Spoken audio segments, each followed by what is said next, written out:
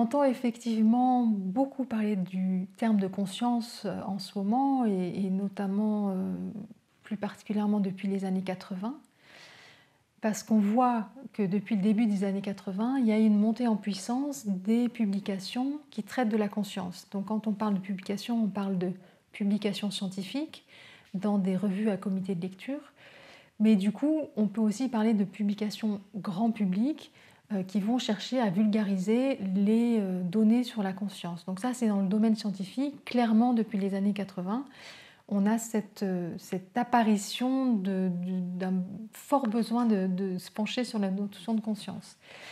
Ça, c'est dû au fait que les sciences cognitives ont eu besoin, malgré elles, de se poser la question de la conscience, puisqu'au départ, leur sujet d'étude, c'est pas tant la conscience, mais c'est la cognition. Donc la manière dont les pensées se forment dans le cerveau. Et quand elles se posent la question de la cognition, elles sont obligées de venir se poser la question de la conscience. En parallèle, à partir des années, on va dire 60, 70, on connaît aussi un espèce d'éclosion des méthodes de développement personnel. Voilà, on a tout un milieu qui va commencer à se déployer, qui va aussi beaucoup se poser la question de la conscience. Et la raison pour laquelle on va privilégier cette notion de conscience par rapport à la notion d'esprit ou d'âme ou de psyché, c'est parce qu'elle est d'une certaine manière un petit peu plus neutre.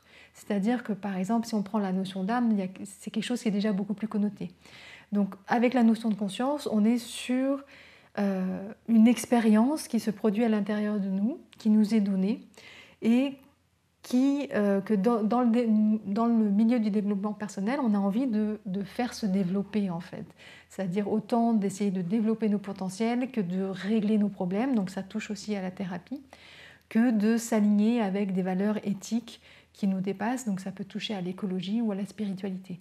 Et dans tous ces domaines-là, donc le milieu du développement personnel, la thérapie, la spiritualité, l'écologie, la psychologie, le terme de conscience est un terme incontournable.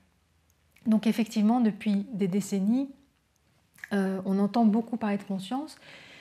C'est pas vraiment un phénomène de mode, c'est plus une véritable nécessité en fait. Et donc c'est pour ça qu'on s'intéresse beaucoup à cette notion, en sachant que, comme je le disais au départ, cette notion chapeaute un certain nombre de choses différentes qui mériteraient d'être nommées différemment ou explorées différemment. Mais en tout cas, oui, on se pose beaucoup la question de la conscience.